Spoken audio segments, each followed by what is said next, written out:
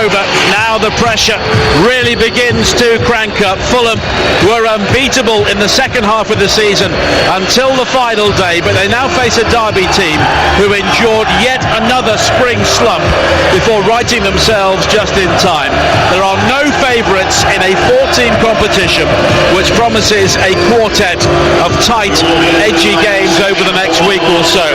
Wembley, no place for losers, they always say, and when your season ends there in defeat, that couldn't be more true. But if you win, careers and clubs could be transformed. Only the playoffs create such a contrast in emotions, and we have a wonderful start here at Pride Park for the Championship Playoff Series as the smoke from the pyrotechnics begins to drift upwards towards slate grey skies here.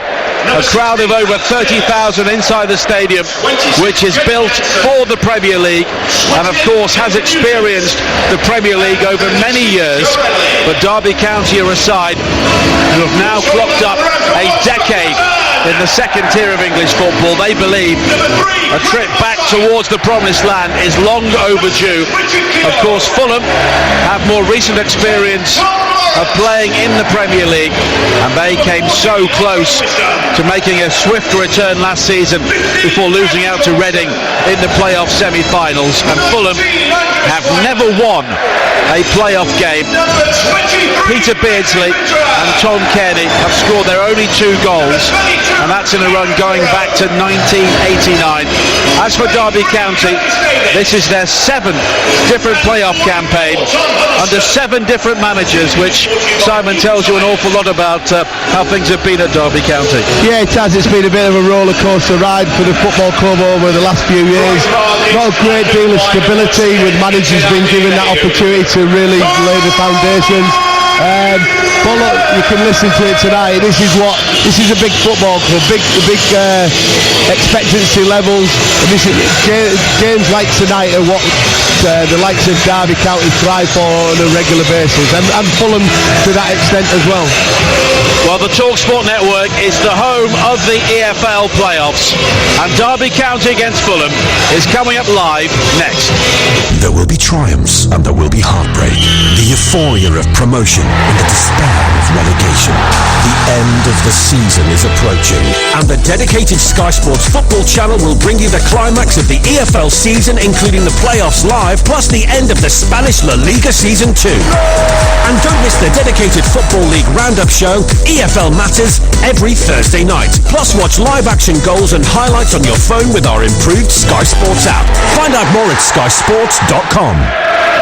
And both teams just breaking away from their pre-match huddle here at Pride Park. Derby County in their white shirts, black shorts and white socks. Fulham, of course, in their chain strip.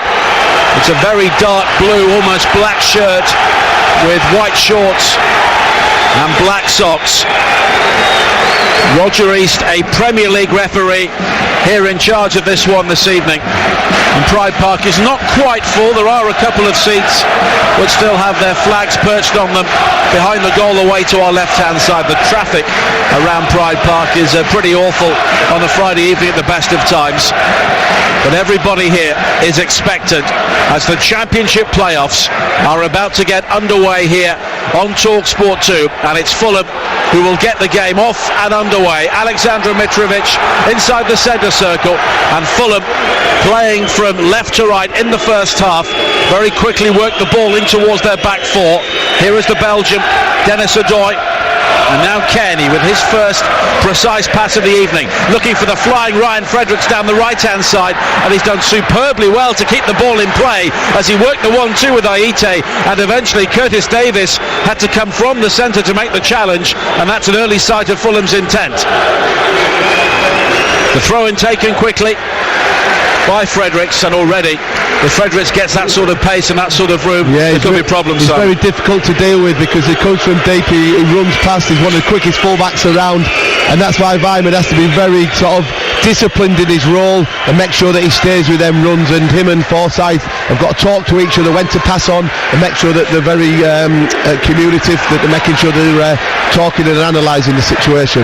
Well, the ground shuddered there as Mitrovic and Huddleston had it coming together, but eventually Fulham have the ball back as A number of beach balls are being thrown around the Derby County areas of the stadium, but this has far from an end-of-season feeling. A reminder of the two sides again.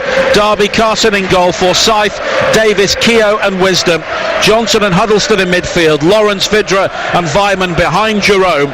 It's Bettinelli in goal for Fulham, Fredericks, Adoy, Riemann, Target, Johansson, Kenny, McDonald, Aite, Mitrovic and Sessegnon.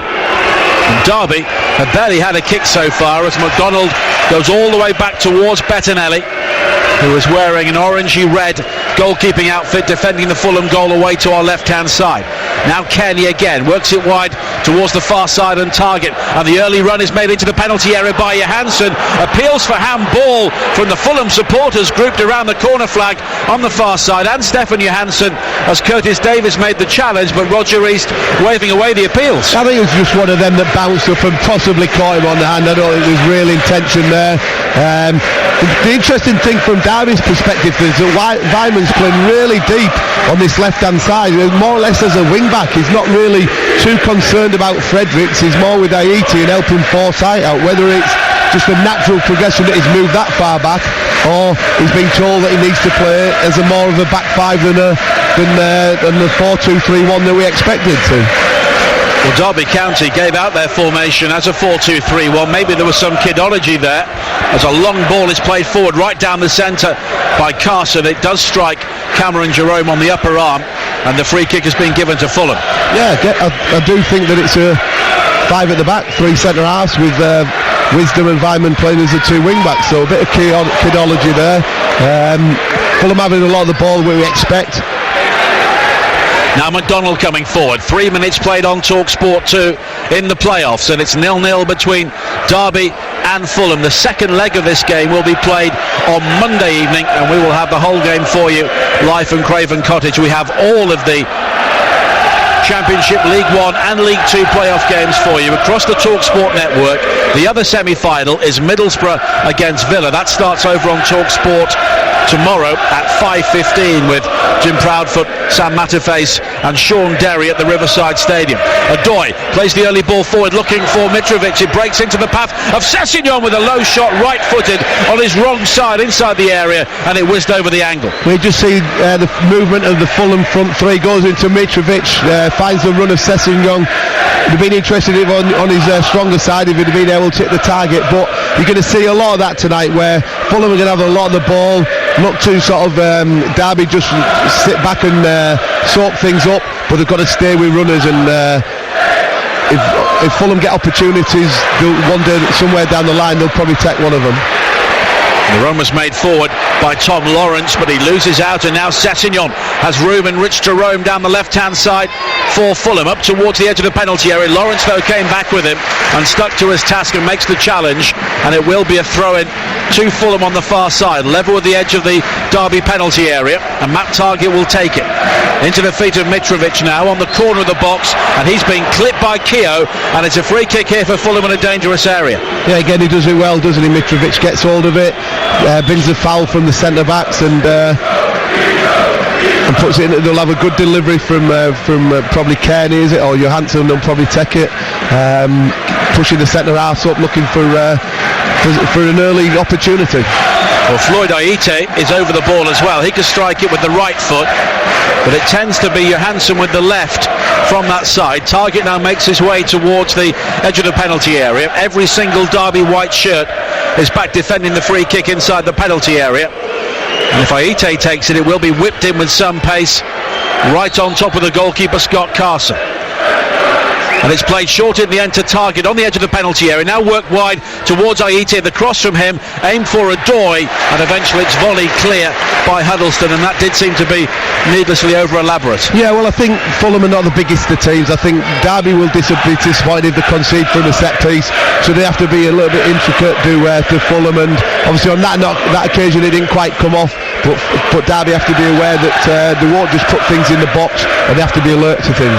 Nearly 6 minutes played, 0-0 at Pride Park on Talksport 2 in the Championship playoffs. Kenny with the early ball into the penalty area, but just takes a deflection off Wisdom as he tried to find Sessegnon, and it's through towards the former England goalkeeper Scott Carson. Fulham, of course, finishing third in the table. Their 23-match unbeaten run came to an end at Birmingham last week. Derby finishing in the final playoff place, 2 points clear of Preston, and they finish with 7 points in 9 games after only 2 wins in 13.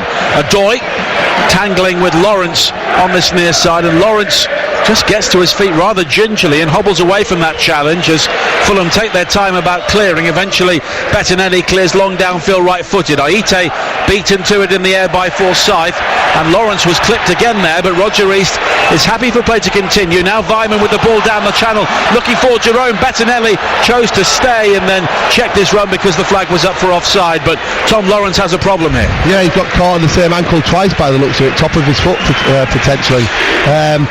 Again, we spoke about it already. Derby are really compact, getting the bodies back, allowing Fulham to have the ball in certain areas, but when they get it into the middle third, then they'll look to press, and they'll have Cameron and Jerome looking to run in behind and stretch that back four of Fulham's. But an interesting start so far. Well, Gary Rowett is absolutely furious with the nature of the 2 challenges made on Tom Lawrence there, who was still down receiving treatment from a pair of the Derby County physios. And in recent weeks we've seen a number of Premier League referees come down to the Championship, and I've seen the likes of Michael Oliver seem to enjoy the experience. Andre Mariner at Millwall Fulham the other day, and they seem to have had the mindset of trying to allow the game to flow, and they've allowed challenges to go which maybe they wouldn't have done in the Premier League. Yeah, potentially, and look, I think there was nothing in that challenge. The 2 challenges, bit unfortunate, he's probably just been stood on a couple of times, but that's what you want to see. You want the game to flow. The Championship's all about sort of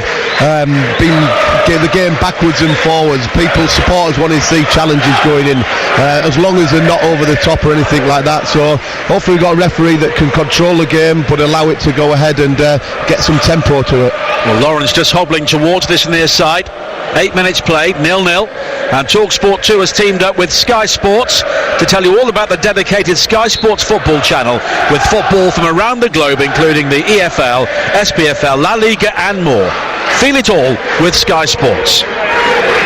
Kenny now back on the ball for Fulham as the game restarts. The American Ream infield again towards McDonald, who will tend to be the deeper of the trio in midfield. It's threaded forward by Fredericks on this near side beyond Mitrovic, and neither Johansson or Sessegnon have made the run, so it's gathered by Scott Carson once again. There is plenty of playoff experience on both sides here. Of course, Fulham losing in the semi-finals to Reading last season, but this Fulham side really has been improved by another 12 months under Slavisa Jokanovic. They eventually reeled Leeds in last season. It looked certain to make the playoffs under Gary Monk, but on this occasion they couldn't quite catch up with Cardiff City, having started from a fairly low base in the lower reaches of the table back in November. And when you saw Fulham play in the first 15 games or so, they looked like a side who might be struggling to avoid relegation rather than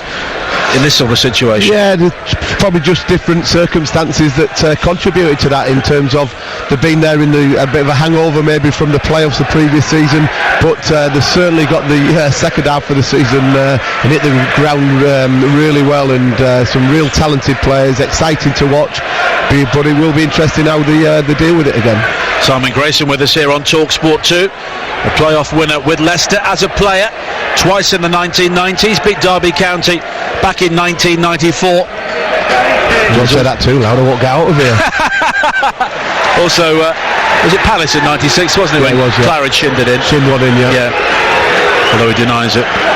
Adoy all the way back towards Bettinelli, and as a manager heading through the playoffs with Blackpool, Huddersfield and Preston most recently in 2015.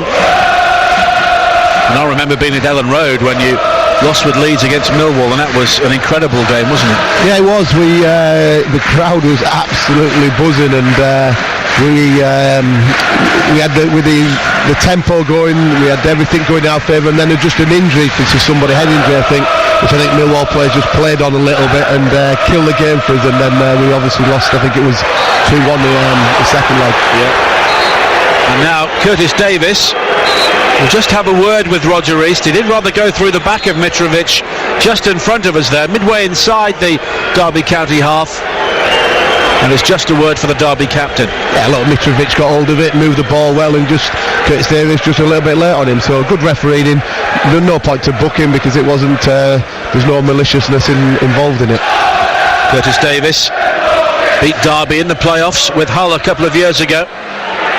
Here is Sessignon inside the penalty area, cuts it back, looking for Aite. There was a bit of pinball there in the Derby penalty area as they try and clear, and now Lawrence will stride over the halfway line. The ball should have been played to the right, and now Giroud will burst into the penalty area, look to go beyond Bettinelli, who stayed on his feet offside and made the challenge, but the flag is up for offside. And I think Gary Rowett is making the point to the officials on this near side. The final touch may have been off a Fulham player.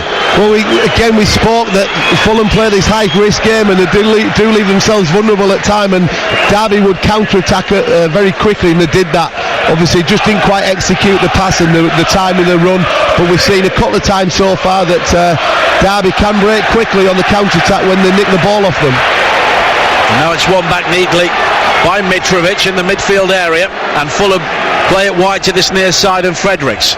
Now Floyd Aite, who is back in the Fulham side tonight after a recent spell on the sidelines with injury, and he will offer more authentic pace than Lucas Piazon, who drops to the bench as Mitrovic is unable to hold the ball up on this occasion. Huddleston was the player who was back with him. Johansson now clips the heels of Bradley Johnson, and it will be a free kick to Derby County. But Derby, Fulham do well at times when the opposition look to play little balls round the corner. They do press. You talk about Kearney and Johansson being attacking footballers who can handle the ball, but they do press and get that ball back quickly as well, and then obviously give it to likes of Sessignon and Aite on this side to break quickly and obviously cause Derby a few problems. Carson with the free kick downfield, rising to head the ball infield was Fredericks. The nod down from Kearney, picks out McDonald, and now Ream is almost forced into a tight spot on the edge of his own penalty area, but he evades the challenge of Cameron Jerome, and it's back again with Marcus Bettinelli defending the goal away to our left-hand side. Fulham quickly play the ball through the thirds once again with Kearney. The ball rarely leaving the ground, but it does so now as he clips it wide to the far side. Target was the target, but it's headed away by Wisdom. Only back to Fulham again, and they are dominating possession in the opening 13 minutes here on Talksport 2, but it's still goalless. We had to wait for a long time for the opening goal at the Valley last night when Shrewsbury eventually beat Charlton by a goal to nil. Huddleston now characteristically flips one over the top, looking for Lawrence, and Lawrence was charged over by Adoy there, very unnecessary from the Belgian. Pretty blatant as well, and it's a free kick to Derby. Absolute needless. He was going nowhere, was Tom Lawrence. He's more or less next to the corner flag. Just let it see it out and probably get a throw in or a goal kick. What stupid decision from Odeyi. And you look at Fulham, they're not the biggest of teams anyway. Derby are a big strong team, and a set piece at this stage of the game is very crucial. So absolute ridiculous decision making from the centre back. And some big units are rumbling forward now. Curtis Davis, Richard Keogh and Tom Huddleston to join Cameron Jerome inside the penalty area, and Lawrence will whip this ball in, right-footed and in-swinger, and Bettinelli has shown himself to be slightly suspect under the high ball at times this season when he was brought back into the Fulham side. And it's Lawrence who does whip it in high towards the far post, and Bettinelli, in fairness to him, does well to reach up with the left hand and pour the ball away. But as a manager, you set your team out to play a certain way, and when a player makes a stupid decision like that, it can undo a lot of good work. Huddleston losing out to Sessignon, a real little and large confrontation on the far side. The ball eventually bobbles out of play. It will be a throw-in for Fulham, and the game has not really had any ebb and flow so far, but it's been an absorbing game despite that. Well, as you look at it tactically, it's going to be very important for Derby, the two wing backs. They're going to go through a lot of work tonight. You see at the moment the backing as a back five. They'll look to join in and give them the width, but from Wisdom and Vyman, but they've got to be careful of obviously the full-backs joining in, and they've got to have good shape and staying with runners. McDonald tried to pick out the run of Aite on this near side, but Derby quickly clear. And here is Lawrence coming forward now down the left, comes in field again, and there's a good run into the penalty area on this near side by Vidra with his back to goal. Back again it goes towards Forsyth. The high cross into the penalty area is headed away at the near post, and now rumbling forward is Bradley Johnson. A low cross from him, looked to find Lawrence, who slipped as he tried to lunge in, and Ream is able to clear the ball away, but Keogh will quickly win it back for Derby on the far side. Now the shaven-headed Andre Wisdom, a low cross in from him, right-footed, and it's cleared away up towards the halfway line by Ream, more convincingly this time, but Forsyth has it again down the left-hand side for Derby County. They're enjoying a good spell here. Johnson with a first-time ball, swept wide towards the right-hand side, and Wisdom, who will try and attack the penalty area. It's in towards Vidra, who tried to backheel the ball on the run towards Huddleston. It broke down, and eventually it's headed through towards Bettenham. Yeah, good spell of pressure from Derby. They got them pinned in. They had the spaces to be able to play it into people's feet, kept the second balls alive, and asked a few questions. That's good from Derby the last couple of minutes. 17 minutes played, 0-0 at Pride Park on Talksport 2. We have all 4 playoff games across the Talksport network tomorrow, starting at noon from League 1 on Talksport 2. It is Scunthorpe against Rotherham. Then at 3 o'clock, Lincoln against Exeter, the programme coming live from Sincilbag. On Talksport at 5:15, it will be Middlesbrough against Aston Villa. And then back on 2 at 7:30. What a huge game in League 2. It is Coventry against Notts County. Now Fredericks for Fulham on this near side. And it's a shock to see him at walking pace for a shame. Johansson with a high ball into the penalty area. It's nodded away though by Keogh. Hooked further clear by Huddleston up towards the halfway line. Lawrence tries to link up with Jerome. It's almost given away by Adoy. It breaks to Fredericks, who's done well to find Johansson now. And Fredericks will try and burst forward. He finds Kearney. Kearney is challenged by Huddleston, but it breaks back into the path of Fredericks, who had a run into the penalty area until he was halted by a sliding challenge of Curtis Davis. Yeah, look, Fredericks bombs on up and down on this right-hand side, played a 1-2 and continued with his run, but you saw the experience of Curtis Davis coming across and seeing out the danger. It's a grey, mild evening in the East Midlands. Blustery outside the stadium, but here inside this bowl it's a good deal calmer as Aite comes forward now, in terms of the weather at least, as Aite is halted by Forsyth, and it's cleared away by Vyman. Almost breaks into the path of Johansson. It's long and high, looking for Jerome, who will try and occupy both Ream and Adoy on this occasion. Adoy slips as he challenges Jerome, and it's important for Derby, Simon, that Jerome doesn't get too isolated. Yeah, you're looking for Lawrence and Vidra, who are playing quite narrow, playing sort of like within the box of Johnson and Huddleston, but when it goes up to Jerome, who I think will try and occupy Adoy and try and rough him up a little bit, get hold of it, then you get the runners from midfield to support.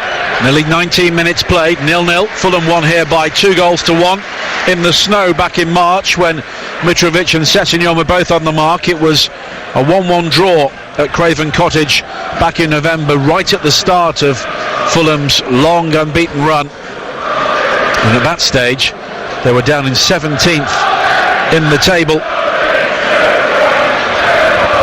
as the run is made forward from Target up towards the edge of the penalty area. Tries to play the 1-2 with Mitrovic, but Target there was always second favourite as the challenge is made by Forsyth. But Derby don't hold on to the ball. Kearney wide towards Johansson down the left-hand side, and it's Lawrence who is getting through a huge amount of work at the moment as a wing-back. He makes the challenge, and it's a throw into Fulham again midway inside the Derby half. And it's looped back by Johansson towards Ream, and here is Adoy wide towards Kearney again, who is always demanding the ball inside the Fulham middle third. McDonald challenged by Jerome, and Jerome is having to do pretty much a one-man press against 4 Fulham players at the moment, as Adoy has time to find Fredericks on this near side, the right. Back towards Adoy again, and we can see and hear Gary Rowett inside the technical area urging his team to press a bit higher up the field. Yeah, he got forcing him back there, Bradley Johnson. It's important when it goes back to the Fulham goalkeeper that the back three, back five do try and get up the pitch as high as possible, because you don't want the distances between the back three and the midfield too far apart, where you can allow Kearney and Sessegnon and Ayiti to get into the areas and pockets that can really hurt you.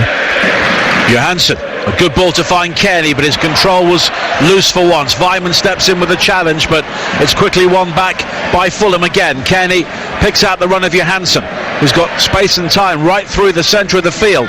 Clips it wide to the left. Wisdom will volley clear ahead of Sessegnon, and now Lawrence will break beyond the challenge of Target now.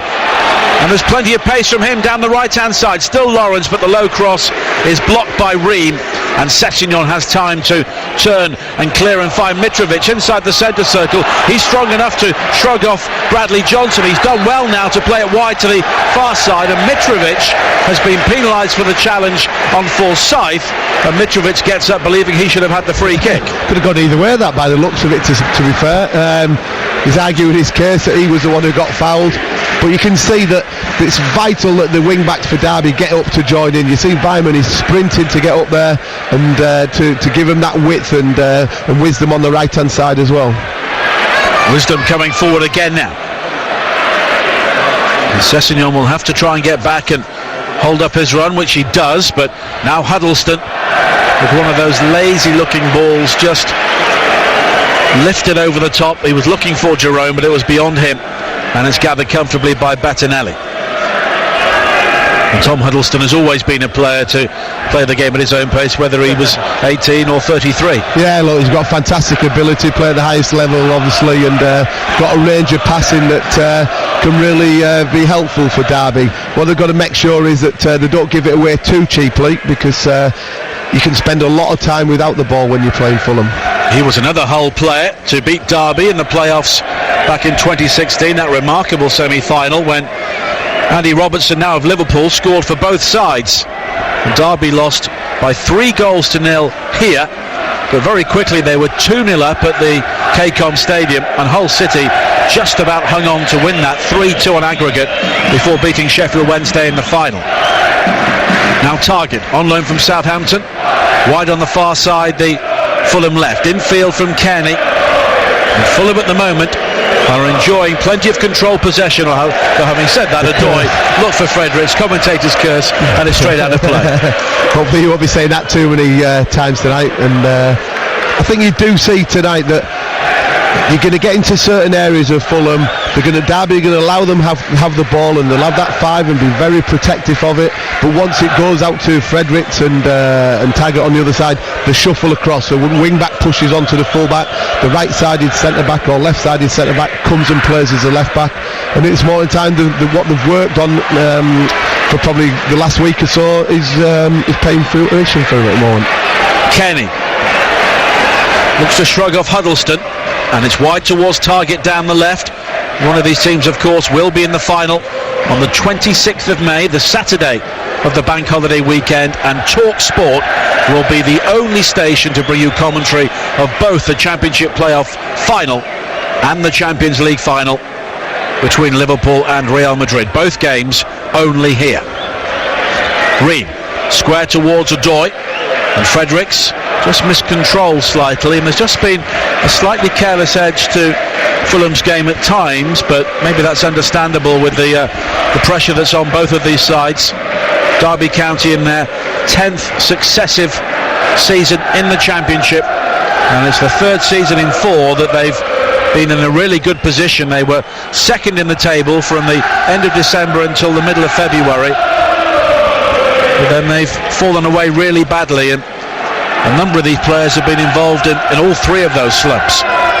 Mitrovic with a lazy layoff, although he was challenged by Davis, and Bradley Johnson will try and bring it clear, but Derby frenetic in possession, give the ball away again. Mitrovic this time finds Johansson, but Huddleston with a good recovery challenge, and Derby go long again, and it's too long for Jerome, only finding Bettinelli. Well, you see the importance of Mitrovic. It goes into him and it sticks. He's clever. He knows when he's going to get runners to play a one-touch layoff to the runners, or does he keep hold of it and wait for the support and the movement from the fullbacks and the two wide players coming inside off the line. So he's trying to pin Curtis Davis and give himself that opportunity as a platform.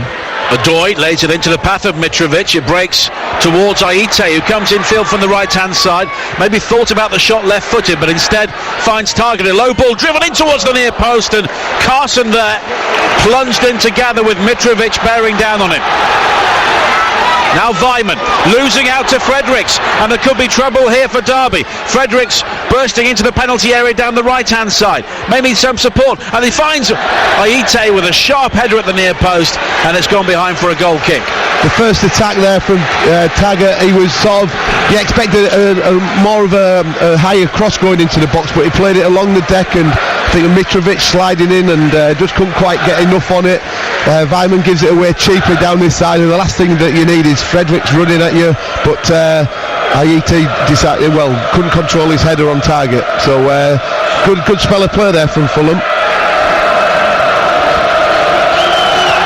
Carson clears downfield, 26 minutes played, still goalless here at Pride Park in the first leg of this Sky Bet Championship playoff semi-final, and the second will be live on Talksport tomorrow, a 5:15 kickoff between Middlesbrough and Aston Villa. Steve Bruce looking for his 5th promotion from this level, and that would extend his own record, and of course 2 of those coming in the playoffs, 1 each for Birmingham and Huddersfield, looking to join Simon in the fairly exclusive club of managers who've come through the playoffs with 3 different teams. Hopefully somewhere down the line there's another couple. Of course. Now Vidra moving forward now, wide towards the far side. Wisdom is the target, and he'll get there before Target. Wide towards the far side again, and Lawrence, and Derby rather delay, and they have players inside the area. It's Keogh, the Irishman, who will eventually bring it forward again, but he's forced to check in field by Johansson. And here is Forsyth, all the way back towards Bradley Johnson, who scored the first goal of the championship season way back in August at Sunderland in our first commentary game from the EFL on Talksport and Talksport 2, as Lawrence comes forward now, looks to find Jerome inside the penalty area, but the ball just took a key deflection at the near post, and it bobbles through towards Bettinelli. Yeah, good pressing from Derby. I think Gary Rowett just showing his sort of frustration a little bit. They've got into a real good area, then they're not quite the pass and the execution of that opportunity to really punish the mistake by Fulham there. So that's what we spoke about. They'll come into areas, and when you get the press, then can you counter-attack quickly? Can you then be ruthless on the counter-attack of when you've got overturned possession? Kenny wide towards Target, and here is Ream now on the halfway line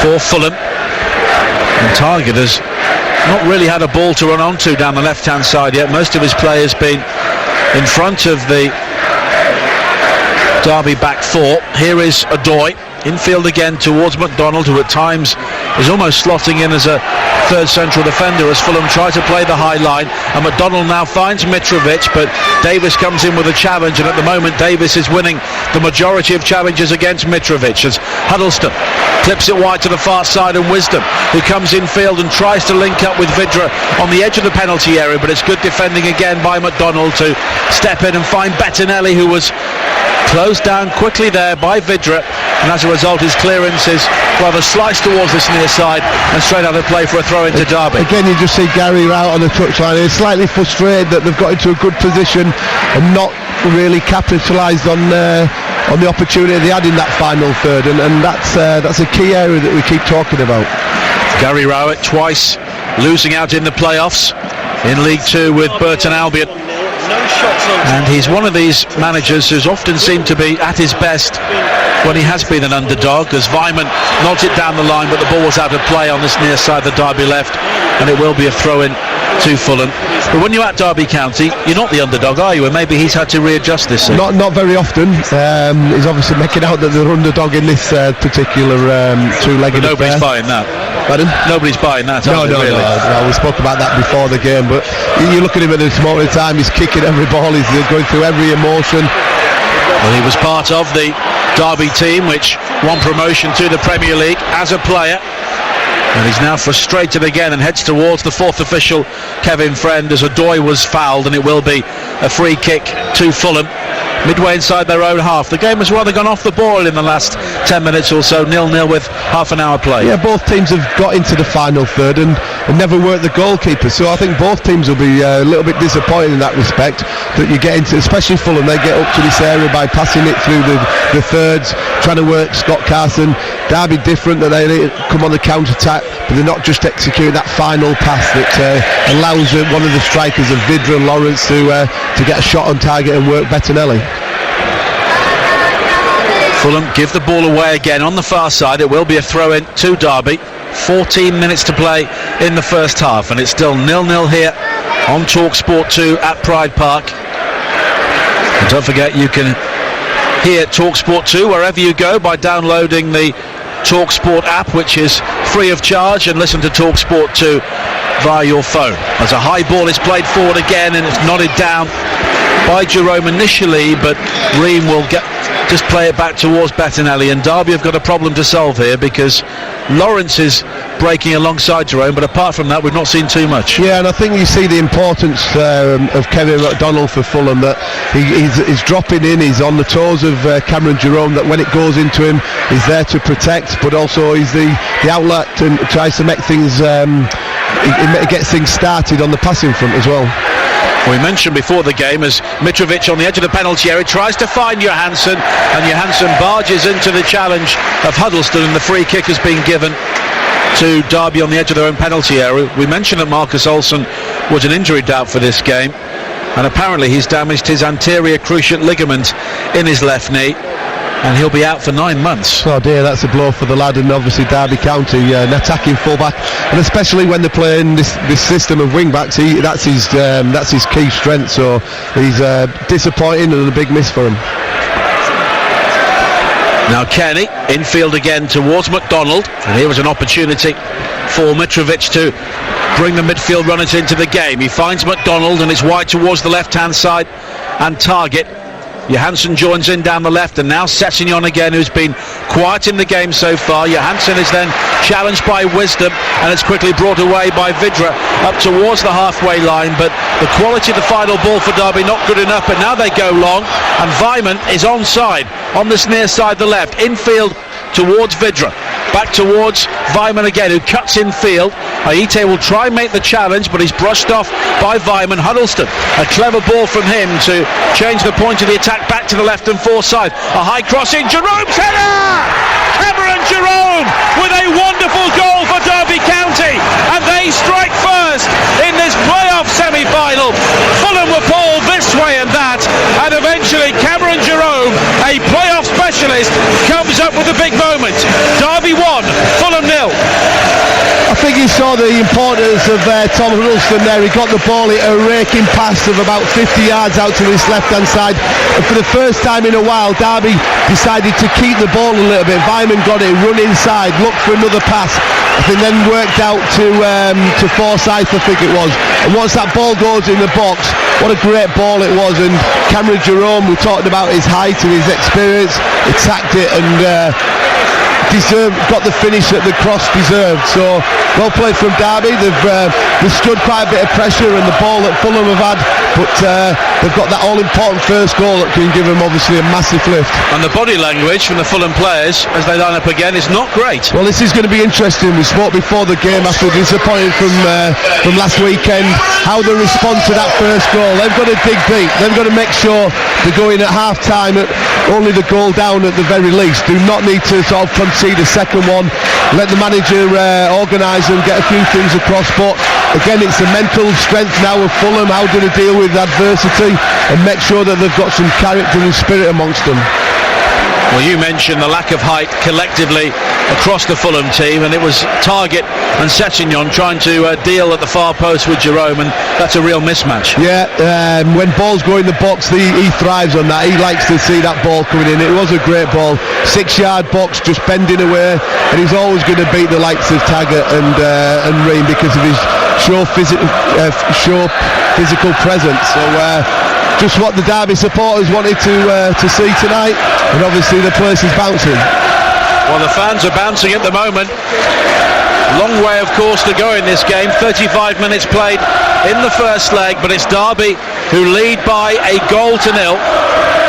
Now Johansson finding Sessegnon wide on the left-hand side. So much has been spoken about Ryan Sessegnon this season. And Fulham may need a moment of inspiration from their 17-year-old now, the Championship Player of the Season, Young Player of the Season and Apprentice of the Season. But all those awards will count for very little if Fulham don't get promoted. Now Kenny on the edge of the penalty area, sways beyond one challenge. The shot is eventually blocked by a lunging Keogh. Here is Aite down this near side, the right, back towards Fredericks again. Johansson finding Kenny. Kenny was caught there by Johnson, and it's a free kick to Fulham about 35 yards from goal in a central area. Yeah, the key players for Fulham at this moment in time have not been as influential as they would like. The likes of Kenny, Johansson really. Sessegnon's not had a great deal of the ball, but write them off at the apparel because they certainly can affect the game in a quick turnaround. Well, the ball in towards Kenny there.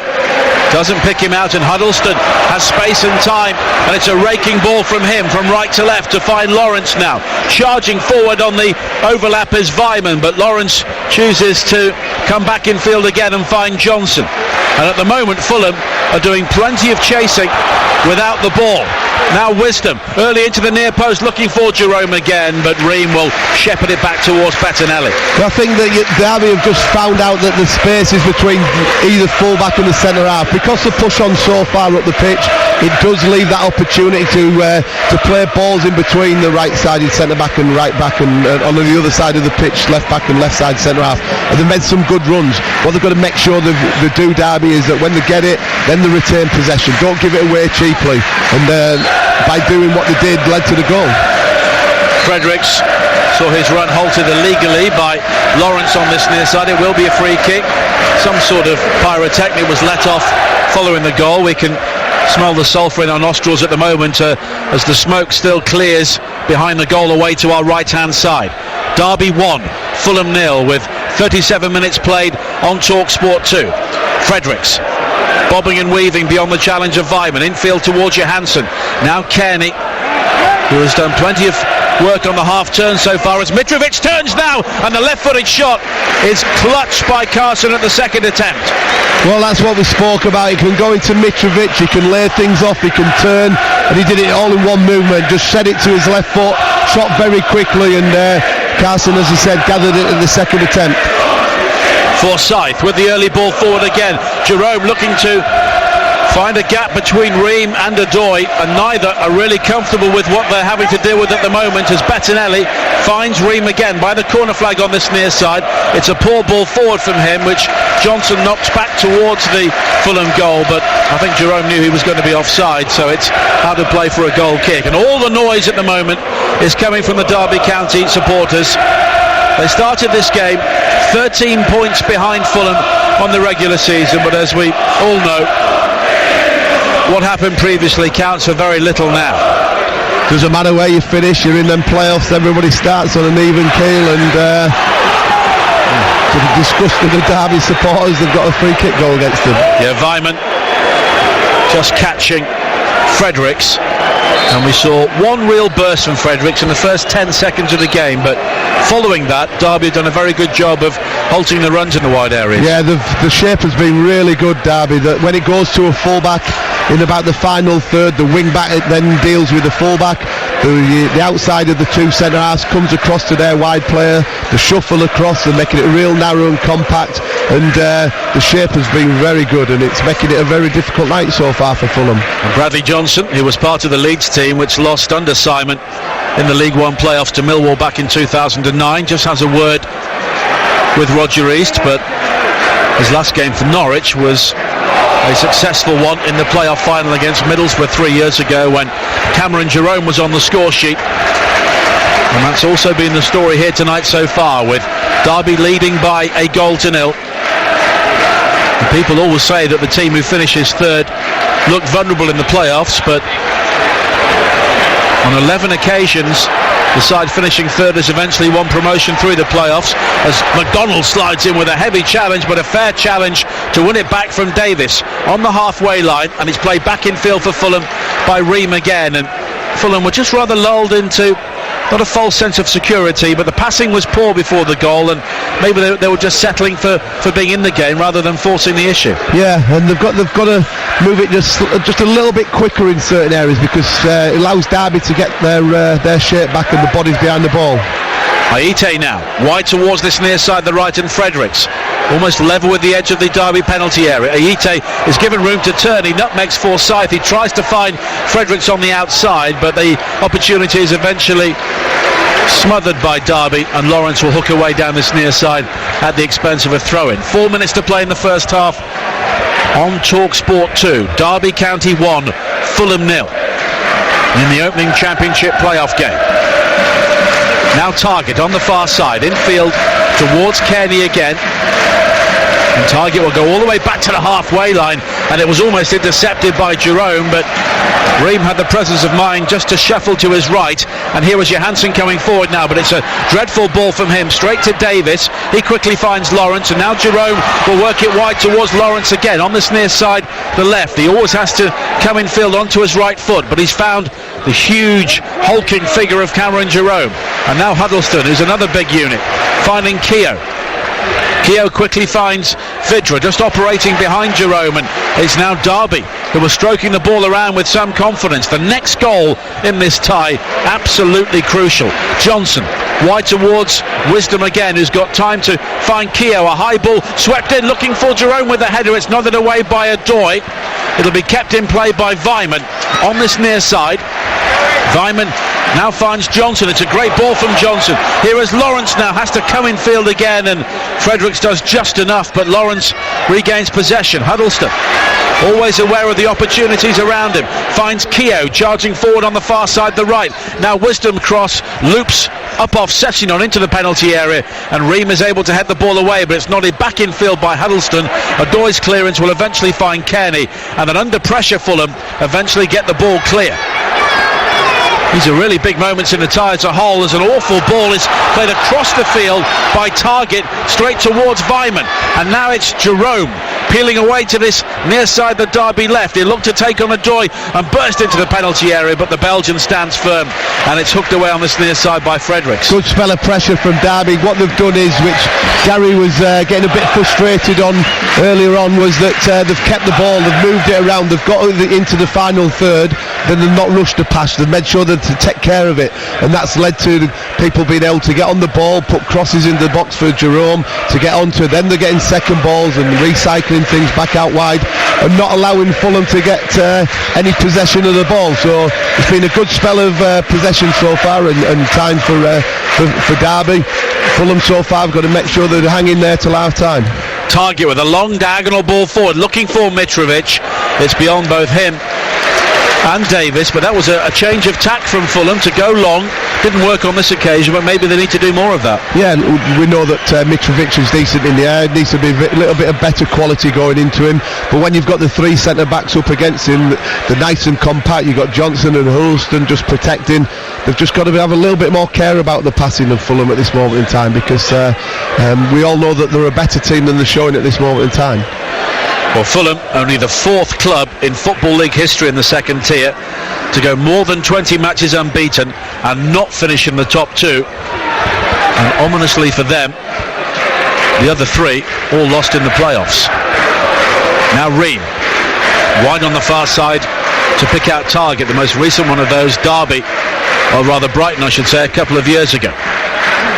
Now McDonald has time to bring the ball forward. Fredericks is the ball wide to the right-hand side. McDonald was maybe fouled by Huddleston, but he regains his footing. He finds Mitrovic on the edge of the penalty area, and it's Kearney who's trying to get closer to Mitrovic now.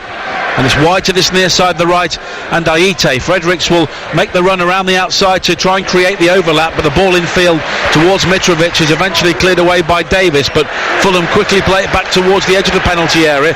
It loops high into the night sky. There was a handball there by Bradley Johnson as the ball dropped down, but not deliberate according to the referee, and Wisdom can now bring it clear on the right hand side for Derby County. Into the final moments of the first half here. There'll be 1 single minute of added time. Lawrence finding Jerome on the edge of the penalty area, and now Vidra will have to spin and go all the way back towards Keogh once again. Keogh's got time to deliver the ball in field towards Huddleston, and Derby finishing the first half on the attack. Forsyth now picks out Lawrence. Aite will try and hold him up, but Lawrence tries to find Weimann, but in his haste to do that, he knocks it over the shoulder of the Austrian, and Johnson on the halfway line will find Huddleston once again. Neat and tidy as ever. Weimann looks for the run of Vidra from midfield, but it's beyond him and gathered by Bettinelli. Now you can see Derby have grown with the confidence. They're taking care of the ball more. They're not rushing the final pass. They're taking the better options. They're giving the wing backs the opportunity to get up the pitch. They've got Curtis Davis going tight as he can do on Mitrovic. So far it's been a good team performance from Derby. And I'm sure if the full-time whistle blew now, they would settle for what they have, leading by a goal to nil. Fredericks finding Kearney on the edge of the penalty area. Now Johansson. Fredericks again as the half-time whistle goes. And a quarter of the way through this semi-final, Derby County lead Fulham by a goal to nil. An excellent team goal, finished by the head of Cameron Jerome after 34 minutes. Fulham started well, but Derby County gradually wore them down and finished the first half in the ascendancy. Yeah, they got hold of the ball. The first real bit of quality from both teams, to be fair, was the pass from Huddleston. Kept hold of the ball, did Weimann, worked it out to Forsyth, and then he put a great ball that basically said to somebody, go and head it into the back of the net. And you had big Cameron Jerome, who loves them sort of opportunities, saw it at the back of the net, and then he saw Derby grow. They made sure they kept the ball, and they looked a better team. The shape has been good. They've asked questions of the Fulham back four, where really Fulham haven't asked too many questions of Derby's back five. Half time then, Derby County 1, Fulham 0. Thank you, Dan. And just expanding on that point, Simon, before we kick off again, your record in the playoffs as a manager was very good, of course, well, better than very good. It was excellent. Did that give you confidence when you were going into games that you've been in this environment before and come through it? Yeah, I think I learned from the experiences of when I was involved in them as a player, and ultimately as well as a manager. You learn from your first one, and you hopefully get the next one right. And what you understand sometimes is when you suffer the disappointment like I did at Leeds, losing in the playoff semi-final, how do you approach the next semi-final that you're involved in, making sure that you're not getting carried away with the situation and everything that goes with it, but you're actually focusing on the main thing, and that's what your team will need to and required to do to get a result. Well, a big 45 minutes coming up here. Derby County leading by a goal to nil. We'll get the second half underway, playing from right to left in their white shirts, black shorts and white socks, and Fulham in their black shirts, white shorts and black socks, as a long ball is played forward, a high diagonal right from the start of the second half, aim for Cameron Jerome for Derby County, and it's beyond him and out of play for a throw-in to Fulham on this near side, their left. A reminder of the two sides again: Carson in goal, Forsyth, Davis, Keogh and Wisdom for Derby, Johnson and Huddleston, Lawrence, Vidra and Weimann behind Jerome. For Fulham, Bettinelli in goal, Fredericks, Adoy, Ream and Target, Johansson, Kearney and McDonald in midfield, Aite, Mitrovic and Sessegnon. There's Slavica Kanovic, the bearded Serb, out on the edge of his technical area at the start of the second half, as Curtis Davis tries to swing a high ball down the line on the Derby right, but it's out of play, and it will be a throw-in to Fulham once again. And what do you think Jukanovic may have been saying to try and get the message across at half-time? Well, just to move the ball a little bit quicker, take care of it a little bit better, making sure that when it goes up to Mitrovic that we've got a little bit more support. Looking as it stands at this moment in time, the Sessegnon staying really wide on this left-hand touchline, and Aite on the other side staying really wide, and trying to make sure that the wing backs are then forced back, and that might allow then Kearney and the likes of Johansson to get on the ball where it's a little bit less congested. But they've got to make sure that they remain patient, which I'm sure they will do, and take more care in that final third. Bit of rain just drifting down at the moment. 90 seconds into the second half.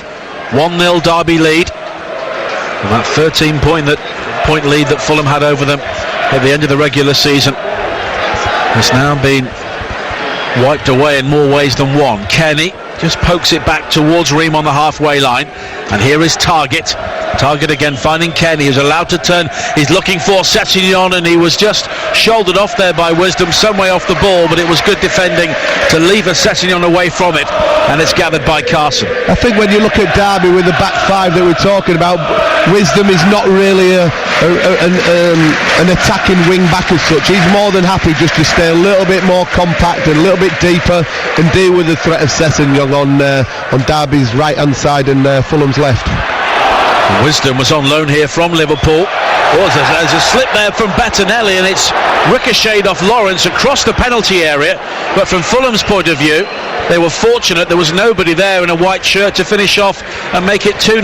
Yeah, well, we've seen them being closed down sometimes and end up in the back of the net, haven't we? So quite fortunate there, because it would have been a big hammer blow for Fulham to see that go in the back of the net so early in the second half. Bettinelli, although he plays in a team that are very technically adept, does not really like the ball at his feet. He likes his central defenders to clear things out ahead of him, and given the ball in that sort of area there was not something he really appreciated. As Fredericks now looking to use his pace down the right, comes in field.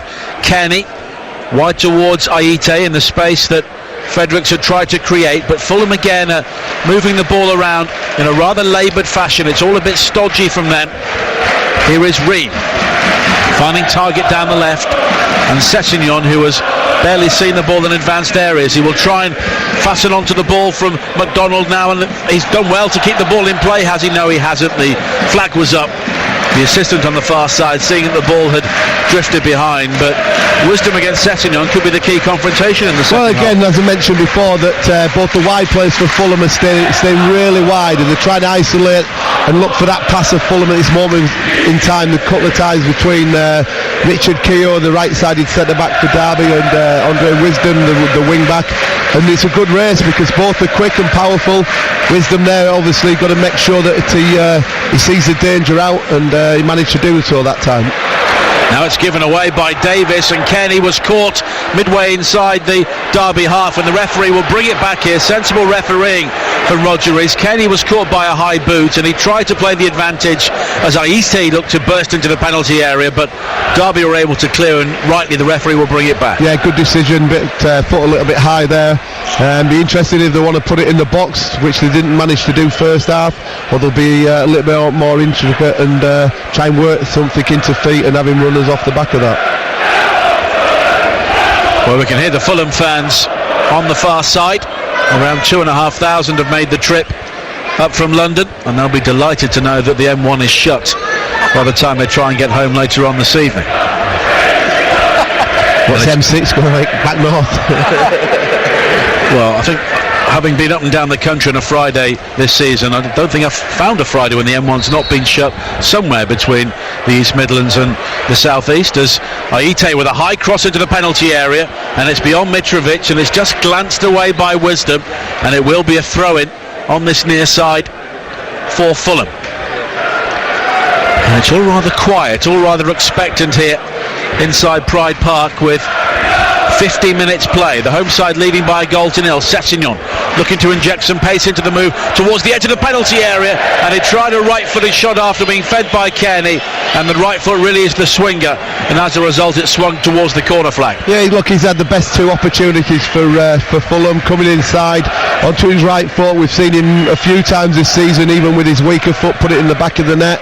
I think Derby will be concerned that they don't give him too much space, because he's got the capabilities of putting that ball in the back of the net with either his strong left foot or his weaker right foot.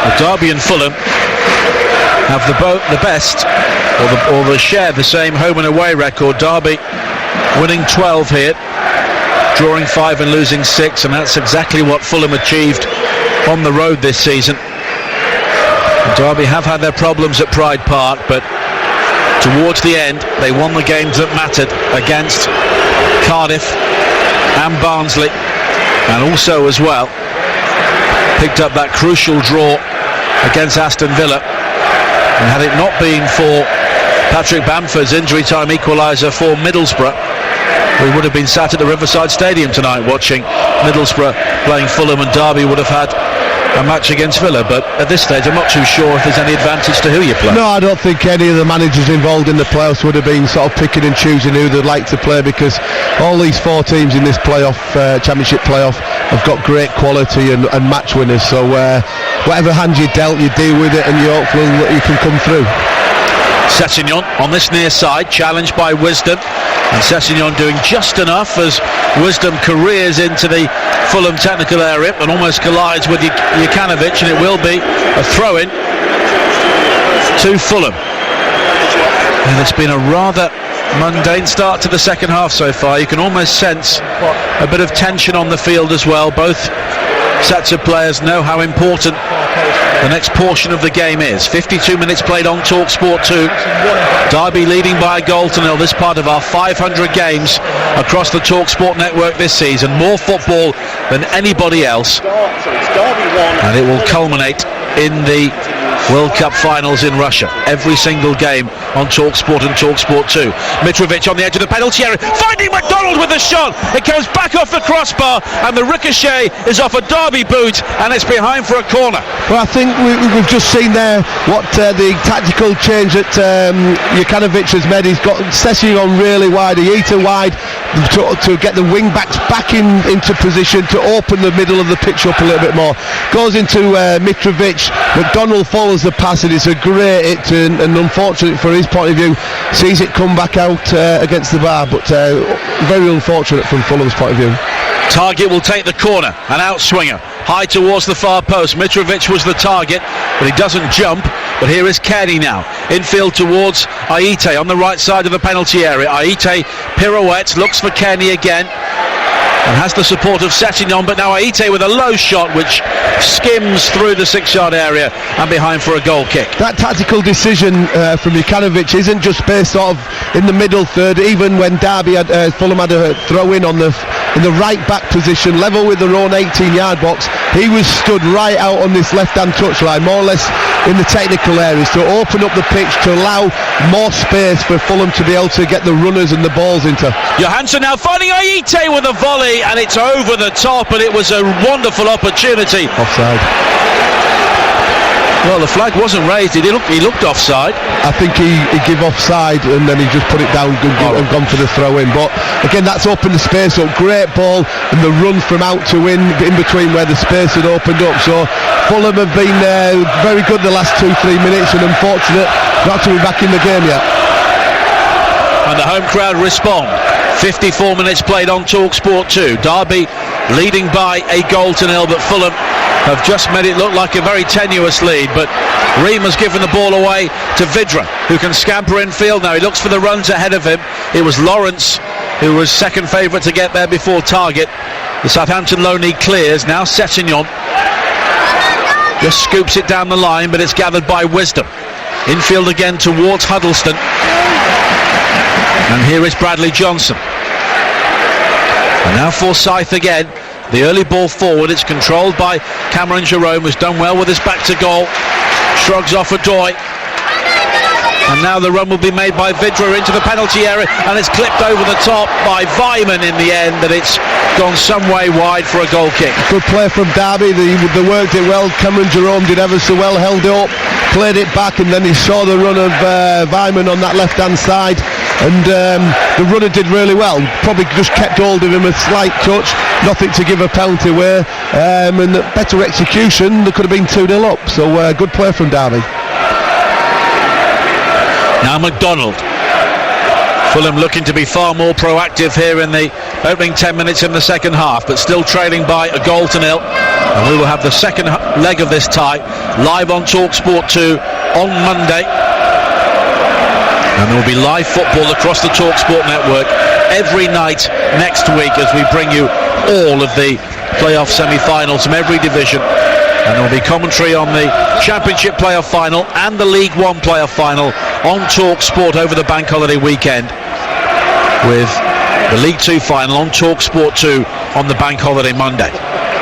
As Kenny plays it wide to the far side, and Fredericks has got Aite on his outside offering more width, but Fredericks will look to burst into the penalty area. Forsyth does well to hold him up and eventually prevents the corner, does he? No, he doesn't. The ball is out of play on the far side, and Fulham have the opportunity to apply more pressure. Good defending there from Craig Forsyth. He's gone with the runner of Fredericks and handled the situation well, so good defending.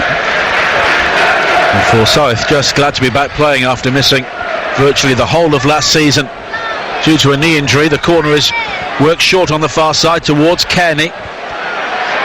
And now it's a high ball drifted in by Johansson. It's nodded clear by Huddleston, but Fulham are quick to win it back on this near side. McDonald turns away from Johnson. A low ball across the face of goal is met by Keogh, and Keogh looks to turn defence into attack with the early ball forward. And here is Weimann now coming in field from the right hand side. Lawrence was the ball down the centre. He also had Weimann further to the left, but the ball found neither. Yeah, look, Derby, good pass out from the back three there from Keogh. Looked at a counter-attack from Fulham's corner. Ultimately didn't execute the pass, which would have could have been a good position for Lawrence if he managed to get to him. Aite with a weaving run up towards the edge of the Derby penalty area.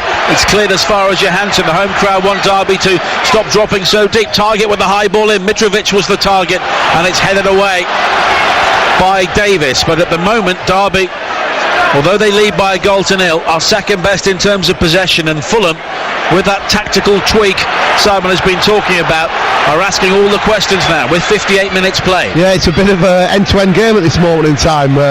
Derby still doing what they're doing, defending deep, looking to a counter-attack. Fulham have been better, managing the ball better, a little bit more movement, and it's going to be an interesting few more minutes, to be fair.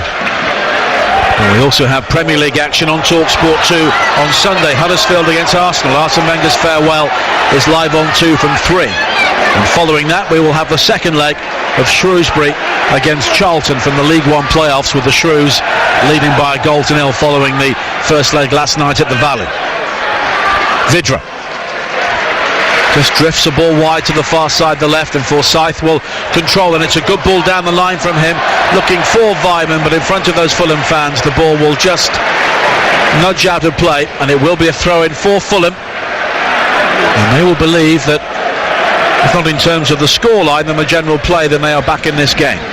Yeah, they are, but ultimately they've still not managed to work the goalkeeper. Yeah, they've had the opportunity at the bar, which is a great strike, but I think the tactical tweak that you mentioned with the two wide placed in really wide has helped open the pitch up for Fulham to get the passing and a little bit more space for the key players like Kearney and Johansson on the ball, but obviously got to do more with it in terms of asking more questions of the Derby back five and the goalkeeper.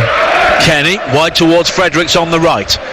An hour played at Pride Park on Talksport 2. Derby County 1, Fulham 0 in this Championship playoff semi-final first leg. Target now in the midfield area for Fulham, on towards Mitrovic on the edge of the penalty area. Davis goes to ground, makes the challenge, but then miskicks the clearance, but it ricochets back to him off Aite, and now Derby will try and break themselves. Lawrence trying to release Vidra down the centre. Lawrence believes he was caught inside the centre circle. Adoy is quickly closed down by Jerome, and the ball breaks kindly for the Belgian, not for the first time in the second half, and Fulham are able to bring the ball away with Ream. Here is Target now, infield towards Ream again, and McDonald, the defensive midfielder, will try and take over. We saw McDonald score an outstanding goal from long range at Millwall 3 weeks ago on Talksport 2, but on this occasion his shot came back off the crossbar, but that was an early warning in the second half for Derby County. Yeah, definitely. As we keep saying, Fulham going to just take care of that ball a little bit better. Derby's shape has been very good again. I think the big question will be whether these wing backs can keep getting up and down and nullifying the threats of Fulham, and making sure that when they are going forward, they have got the support to make sure that they're not too deep and just sitting in their own third.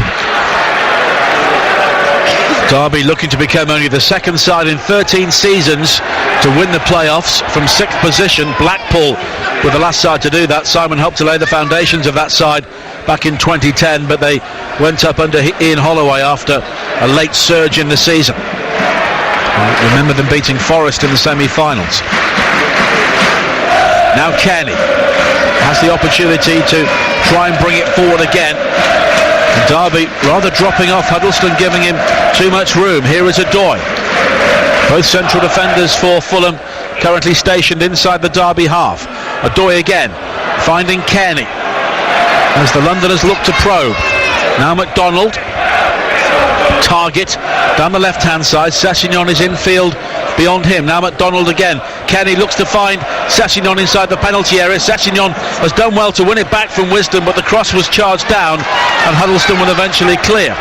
Now Vyman with the early ball forward, looking for Jerome Bettinelli, midway inside his own half, just about got there to find Ream. Wow, he's come a long way out of his own goal, and you look at you thinking, yeah, he's obviously confident, he's got a good touch.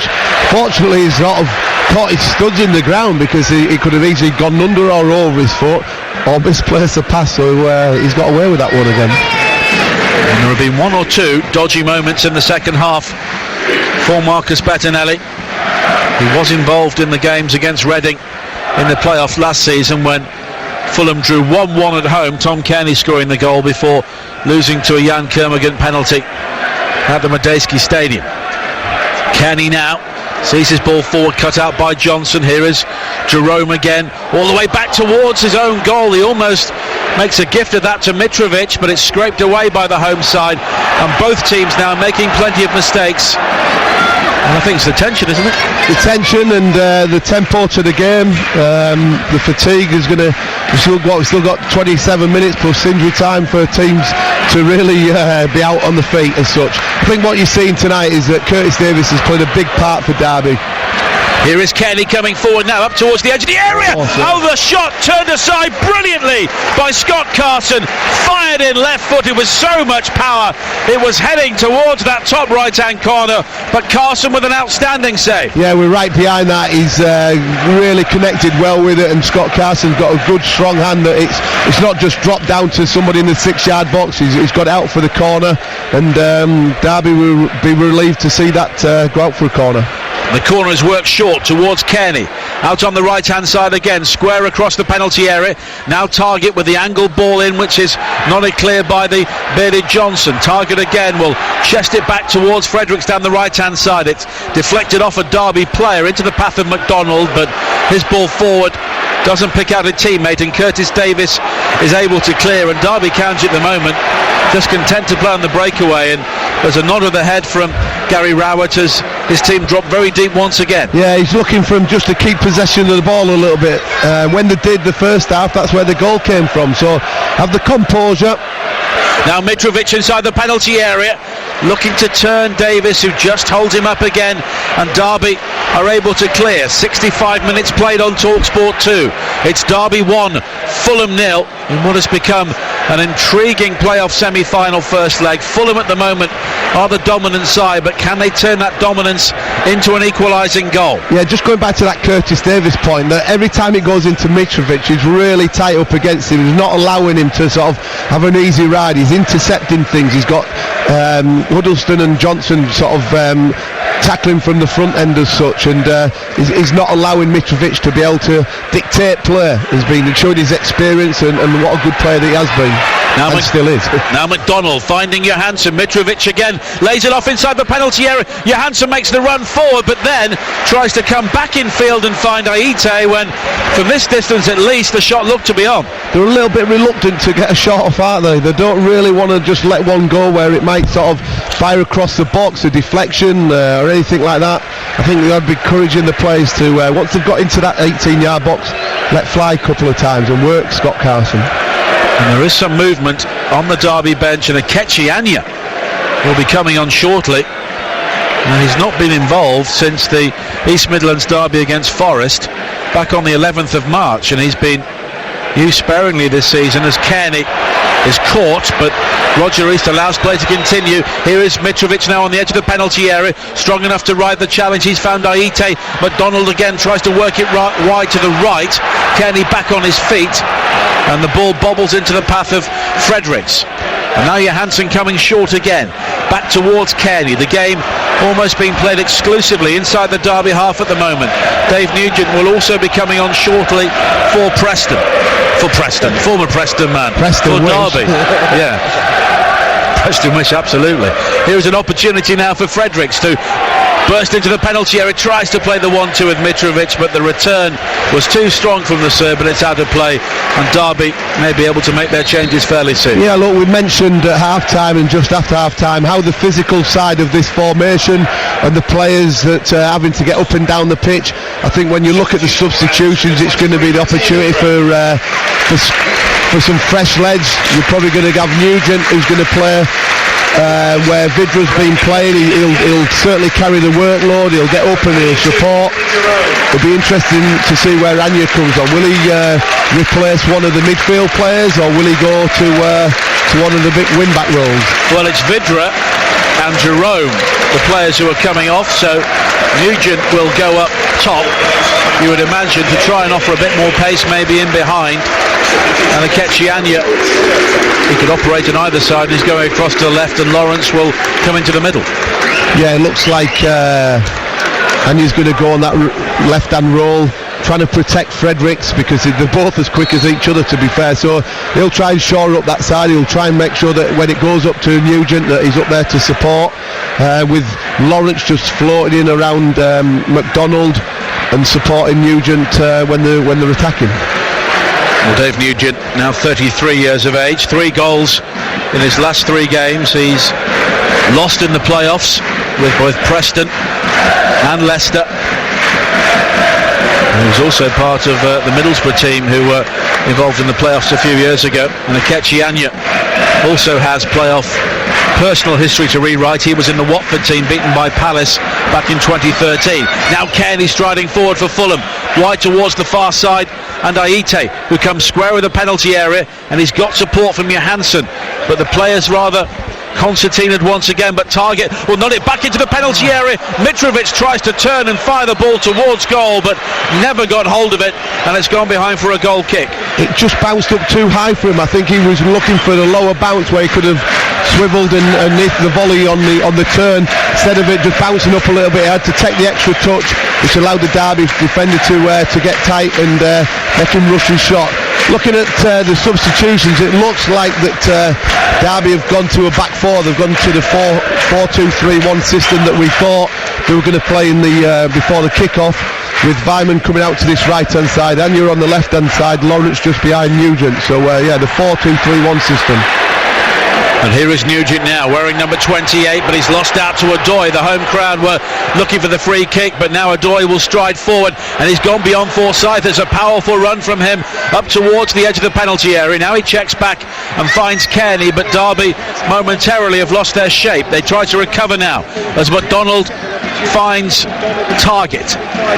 Now Johansson once again, and Fulham's patience will always seemingly allow a team to recover in that sort of area, but Kearney has Fulham set up how he wants them now, wide towards the right hand side, and Aite, the early ball in for Mitrovic, but the ball doesn't stick with him, and yet again it is Curtis Davis, and his work on Mitrovic I think makes him a contender for one of the players of the match. Yeah, he's done very well, as we mentioned previously.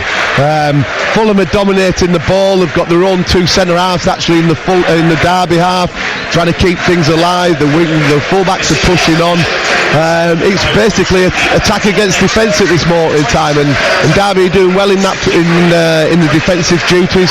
They've just got to make sure that when they get possession of the ball, they don't give it away cheaply, and they just keep asking Fulham to come and attack them.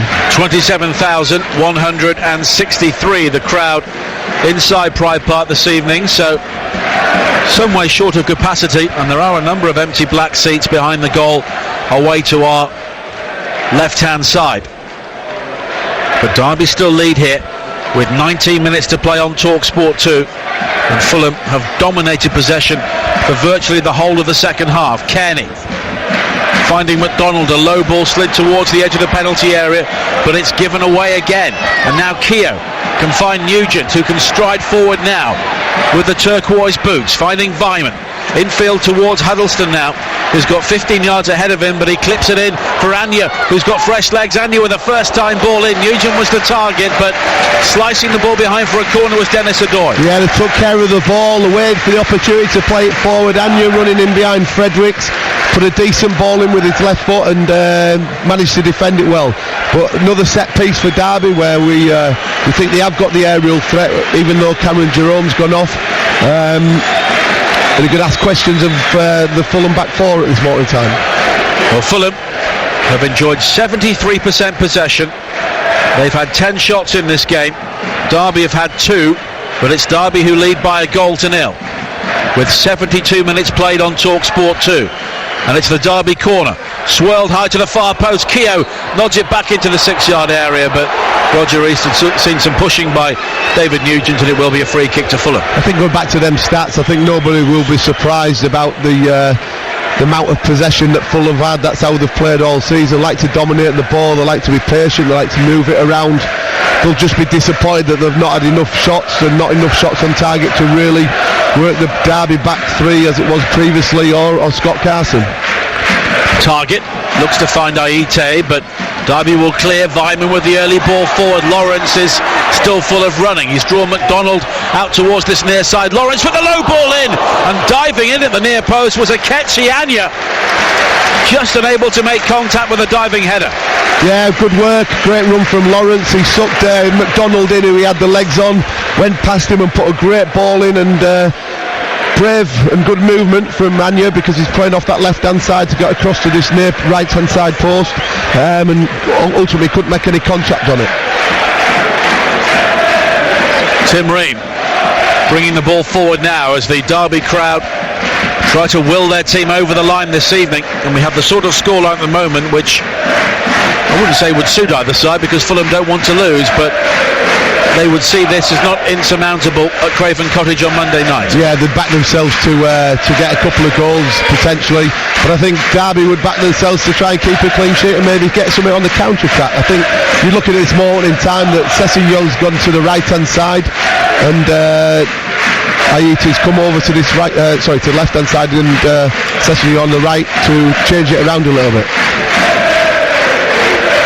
Well, no one lost fewer away games than Derby in the Championship this season, and they also drew 10 times on the road in the regular season, and as things stand that could suit them on Monday. But here is Mitrovic now finding Aite coming in field from the right and giving the ball away, and now Nugent scurrying away in familiar fashion for Derby County. Carefully lays it wide to this near side, and Lawrence. Vyman makes the run down the centre. Vyman was waiting, and Adoy there with a defensive header which may turn out to be a goal-saving challenge. Again, what a counter-attack from Derby. They've got the pace and the energy and desire to get up there, and then when you've got somebody like Lawrence who can get his head up and put good balls into the box and deliver, he does. And it was good defending, to be fair, because just off the back of his shoulder there you had Nugent looking, and Vyman coming off the wide outside as well. So good play from Derby, but good defending from Fulham. Lawrence will take the corner. 15 minutes to play on Talksport 2. Derby 1, Fulham 0 in the Championship playoff semi-final first leg. Lawrence with the corner. It's an outswinger, right-footed, high to the far post. Mitrovic will head clear, but before he had to, Roger East has given the free kick. And there's a bit of a set-to inside the penalty area. Nugent was the player who went down, and Roger East just sorting things out. Right, looks like Fulham are going to make a change. Double change, isn't it? Yeah, Piazon and Cabano will be coming on. Aite would be one of the favourites to come off. He's might take Target off and move Sessegnons back to left back possibly as well. The fourth official is making the change, and it's Sessegnon who is coming off. It's not really been his night, and Aite is the player who'll be replaced by Piazon. So Neskins Cabano will offer some pace from the wide area, and Piazon can play left or right. He's going over to the right, and Cabano will play down the left. Yeah, people will be quite surprised about that with Sessegnon coming off. I think it was no surprise Aite coming off. Maybe he just thinks that Target might be a better defender, just see the game out and try and just keep this as it is, knowing that he's got one or two strikers still up there that can go and win them game, or so get back into the game.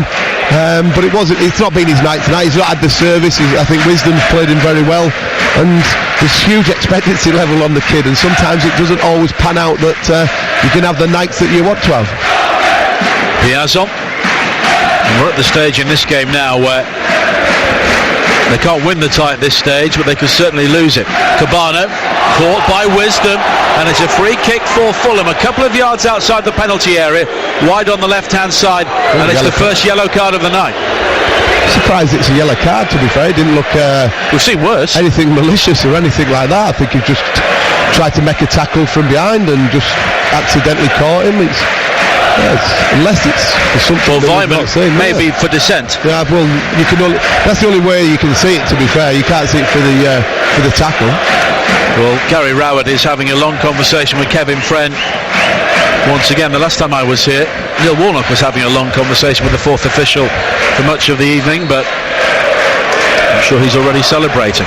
Johansson with the free kick, and it's Wisdom who arrives inside the 6-yard area to glance the ball away for a corner. I think what you can go back to Gary Rowett is that if he made that tackle, it would be a lot higher than round somebody's ankle. Yes. Now Kearney from the corner, they work it short again around the penalty area. Johansson scoops it in, but it's Wisdom who rises to knock the ball away again. Anya tries to guide a header wide to the far side for Nugent, but McDonald has won it back. Here is Piazon, his first real involvement in the game in open play. Back towards McDonald again on the far side, the Fulham right. 12 minutes to play on Talksport 2. Part of our 500 games this season across the Talksport network. More football than anyone else, and at the moment Derby are taking a single goal lead to Craven Cottage on Monday. Mitrovic shrugs off Davis on this occasion, square towards Piazon, who maybe thought about the right-footed shot.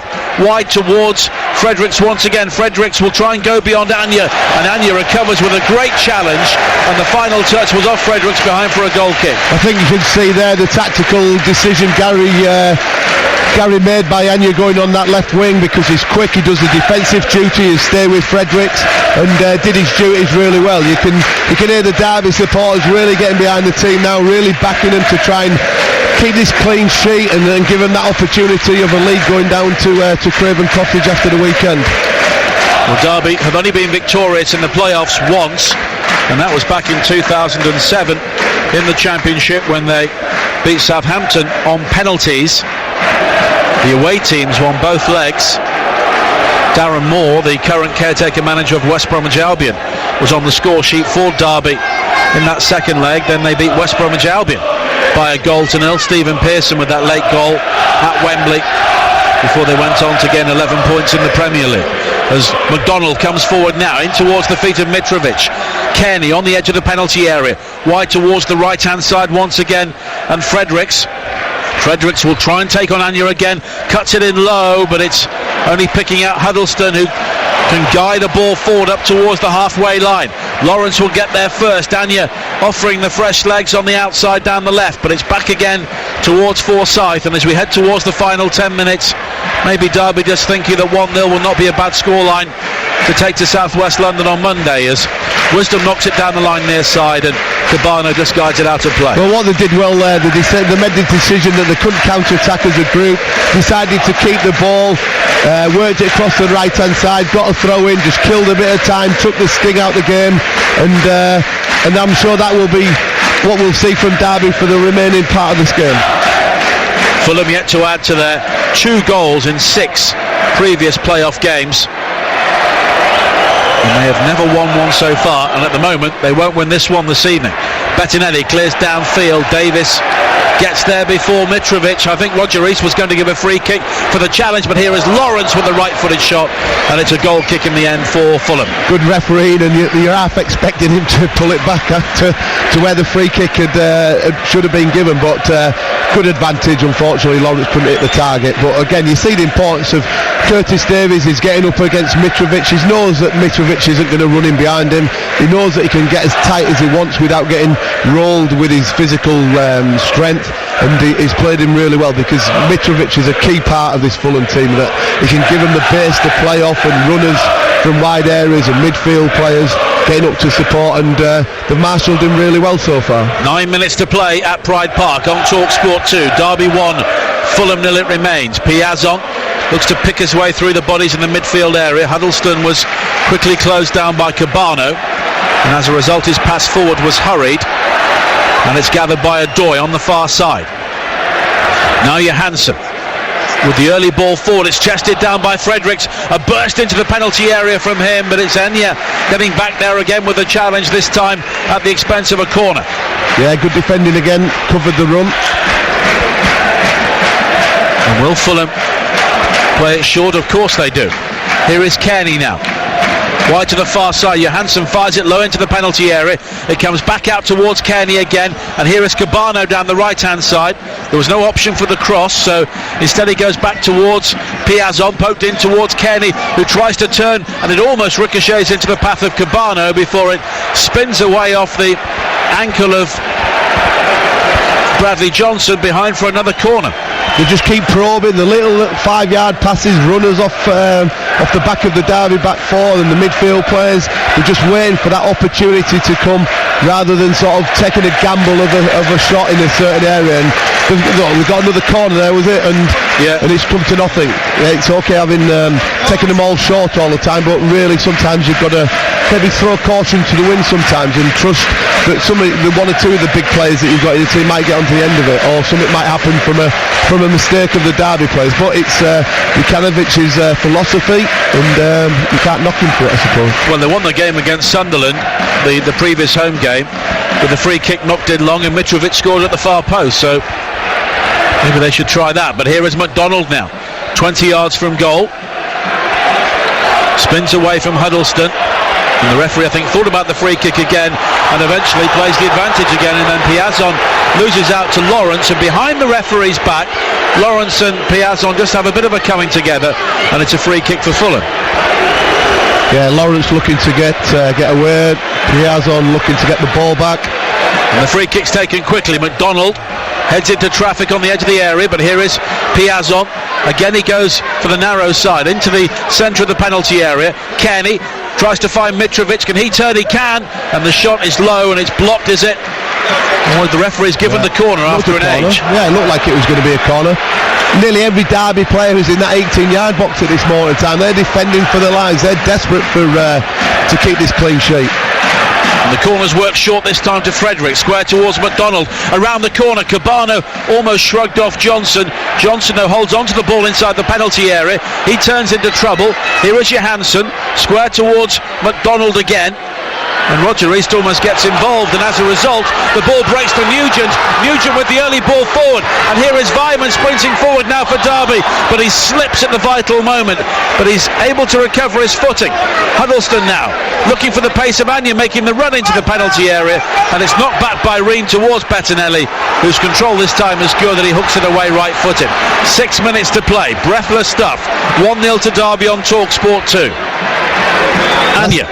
That's what Fulham have got to be careful of, that they're throwing everybody forward and they could get done on the counter-attack. Unfortunately for Fulham, that Weimann slipped with a little bit of cramp, and they got away with that one. Keogh turns into trouble. Was he caught by Johansson? He was, and it's going to be a yellow card for the Norwegian international. Looks like Derby trying to make a substitution. Wouldn't surprise me if Weimann, who's covered a lot of ground tonight, starting off in that wing-back role on the left-hand side, is now on this right-hand side, up and down. He's got the pace that potentially could make a substitution with maybe Hansen coming on to play on this right-hand side. Yeah, Jamie Hansen, one of the players who has come through the academy at Pride Park, will be on very soon. And there were words between the two benches a few moments ago as well, as Keogh with a long diagonal ball forward from the free kick. It's headed away by Adoy, and now Lawrence picks out Anya with the cross in, and it's a deflection which almost releases Weimann inside the penalty area, but it's nodded away towards this near side by Ream. Now Huddleston with a clip ball forward which only finds McDonald. McDonald was caught there. There were a couple of challenges flying in, and the second one, Johnson on Kearney, will result in a yellow card and a free kick to Fulham. There was a naughty one before that by Huddleston. Yeah, he's got away with one, to be fair, and Bradley Johnson made a challenge there, which was a decent one for the team, because Fulham could have counter-attacked there. So and a good foul, if you could describe a foul, has ever been good.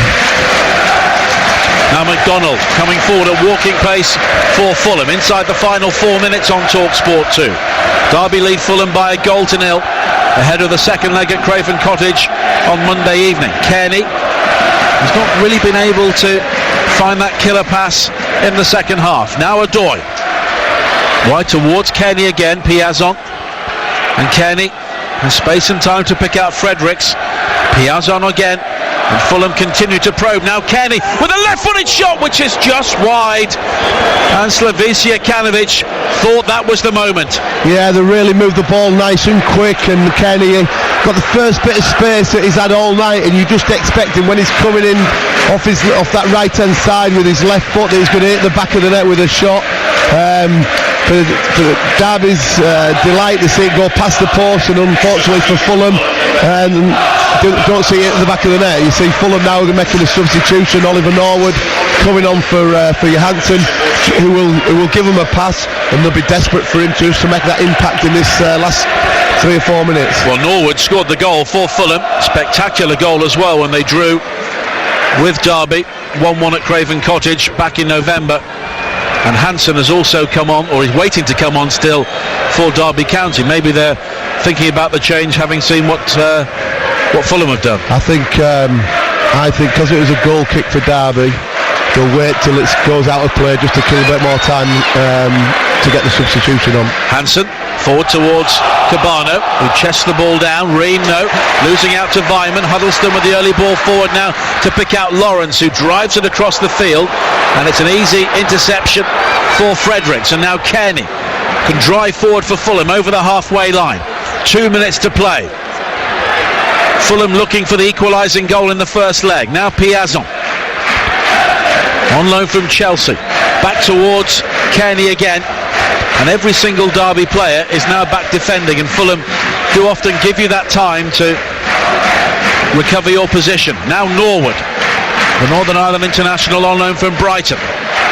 Kearney has the opportunity to work the 1-2 with Piazon, but the Brazilian holds on to it, and he's forced back to the halfway line. Odoi is then caught by Nugent, but the referee is happy for play to continue as Odoi continues his run up towards the edge of the penalty area, and now towards the byline. The cross is eventually blocked, and Anya will hook it across the penalty area, only picking out Norwood. Here is Kearney now. Derby had the chance to clear their lines, but here is Fredericks with the early cross into the penalty area, looking for Mitrovic with the header, and it's the first free header he's had all evening, but it loops high over the crossbar. Yeah, he tried to get a little bit of space, but Richard Keogh got alongside him and put him under pressure when the header. Derby now making the substitution of Andrea Vyman coming off, and James Hansen coming on. Yep. Yeah. It's the call that you thought would happen, and Vyman has run himself into the ground. He's worked extremely hard for the cause and the team tonight in all the positions that he's played. An outstanding team performance. You look at Fulham now, they're trying to get the ball into Norwood. I know Ollie really well, signed him from Manchester United at Huddersfield, and he can see a pass. What Fulham have got to be aware of, that they just don't concede this second goal with a couple of minutes to go. It's all right trying to win it, but make sure you don't concede. That would be criminal of them.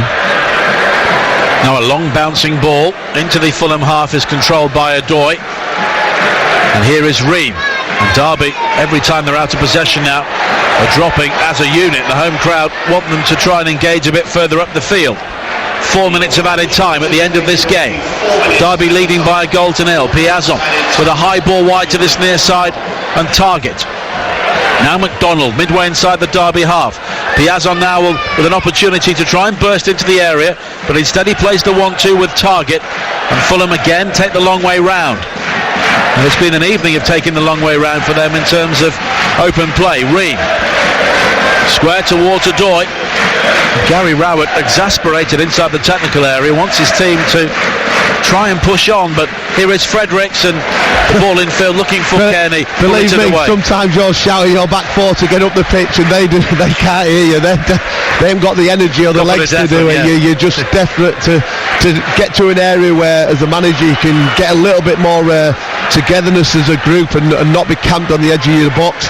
And you're desperate for him to, even if it's 5-10 yards, get up there and make it difficult for the opposition. Norwood with an excellent ball wide to this left-hand side, and Target infield towards Cabana with the bright red boots. Back towards Ream now, midway inside the Derby half. Target holds his run and stays onside, but the cross is blocked by Hansen, and it will be a throw into Fulham.